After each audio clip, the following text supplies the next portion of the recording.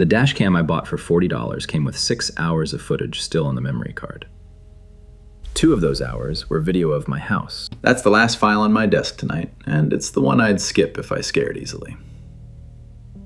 I'm Vess. People send me the encounters they can't tell their friends without sounding paranoid. I read them, I change the names.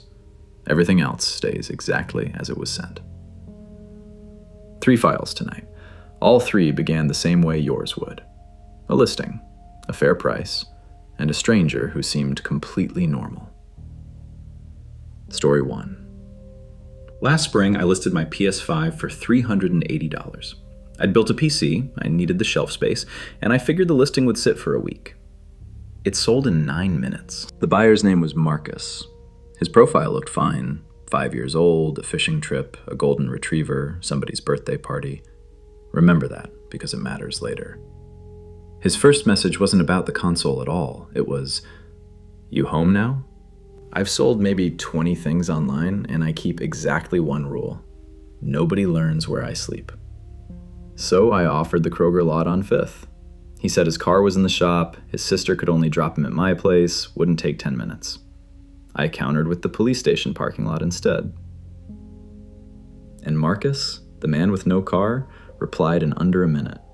Actually, Kroger works. There in 20. The meat was boring. That's the truth about most of these. The danger is never where you're looking. He counted out the cash, shook my hand, called me boss.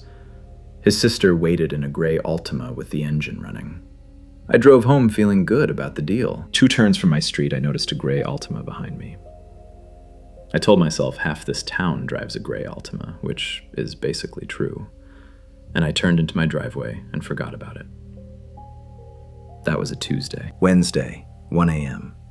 The motion light over my back porch clicked on. I watched the ceiling glow through my blinds and waited for the raccoon sound. Nothing. The light timed out. 40 seconds later, it clicked on again. In the morning, my side gate was standing open. The latch on that gate is stiff. Wind doesn't open it. I have to lift and shove. I stood there holding my coffee and told myself I'd left it open. I hadn't, and I knew I hadn't. Then Thursday night, my phone buzzed. It was Marcus. 1 message. "You should fix the latch on your side gate. Someone could get in."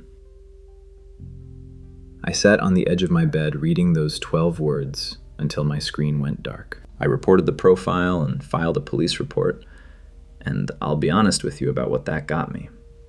A case number and a suggestion to buy a camera. The profile, 5 years of fishing photos and birthday parties, was deleted within the hour. Which means it was never his. Somebody wears real people's lives like a jacket to make you open the door. I never found out if the person in my yard was Marcus, or his sister in the Altima, or someone he was texting the whole time. The console was never the product. I was. The crib retailed for $900. The listing said $150. Smoke-free home, barely used. I was 7 months pregnant, we were broke from the hospital deductible, and I messaged before my husband could talk me into thinking about it. The seller's name was Dana. Her messages were sweet in a way that felt almost hungry. Triple exclamation points. She asked my due date before she gave me the address. I told her.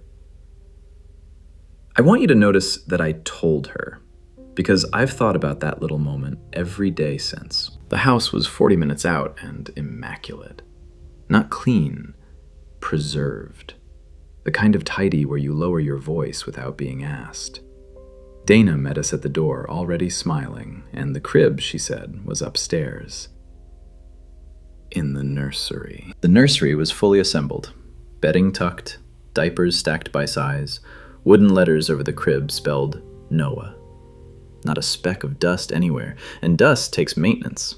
Someone cleaned this room every week. My husband asked how old her son was.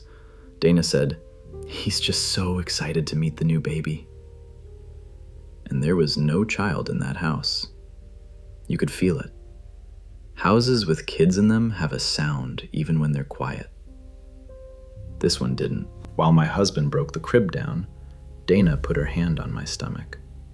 Didn't ask, just laid it there, looked at me, and said I should take the crib for free because it should be used.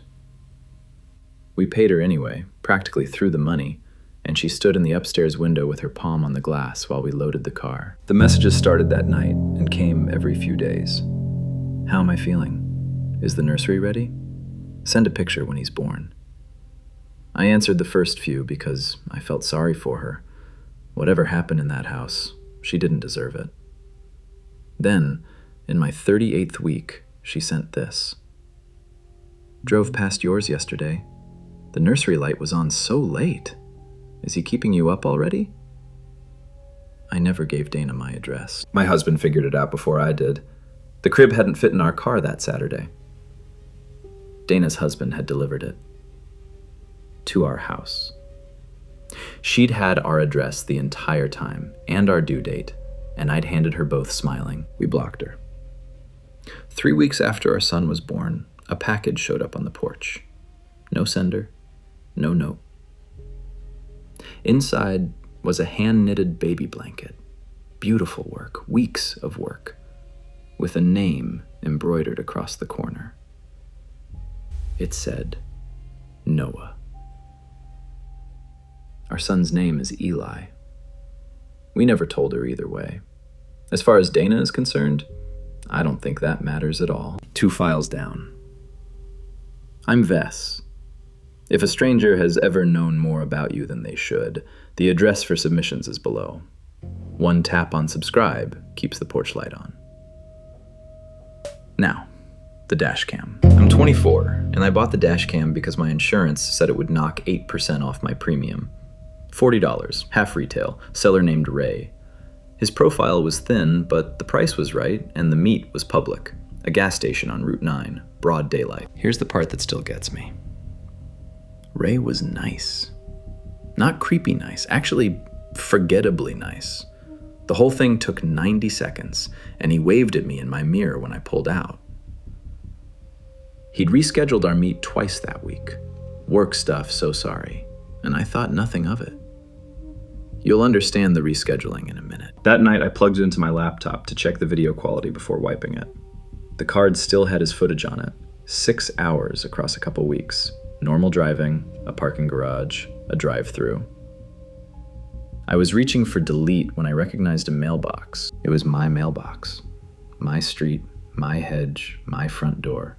Filmed from a car parked across the road. The timestamp was 4 days earlier. The day after I'd first messaged him about the camera. There were 3 separate clips, different days, different times. The rescheduling suddenly made a horrible kind of sense. Those weren't delays. They were the window he used to find me. My marketplace profile linked to my Facebook, and my Facebook had years of photos. And one of those photos, a birthday dinner on my porch, had the house number sitting right there over my shoulder. The last clip was from the night before the sale. 40 minutes, engine off, camera angled up at my bedroom window. You can see my silhouette cross the curtain twice. The camera records cabin audio. For 40 minutes, softly, just under the sound of passing cars, a man is humming. Here's the question I can't put down. He knew that footage was on the card. A man careful enough to find my house from a background photo doesn't forget to wipe a memory card. He sold me the camera with the footage on it because he wanted me to watch it. The sale was the message. Police took the card. Ray's profile was gone within the hour, same as always. I moved 2 months later, and I still slow down when I pass a parked gray sedan with a little black box on the windshield, wondering what's on its card. 3 files, 1 pattern. Not one of these people met an obvious monster. They met someone normal, polite, forgettable. The listing is never the product. 3 rules, 1 screen, costs you nothing tonight. Never buy or sell at your home. Open your marketplace profile and look at it the way a stranger would, then lock it down. And any device you buy or sell, wipe it like it's evidence. Because sometimes it is. If something like this happened to you, the submission address is in the description. I read everything, and I change every name. Subscribe so the next file finds you. I'm Vess. Lock the side gate.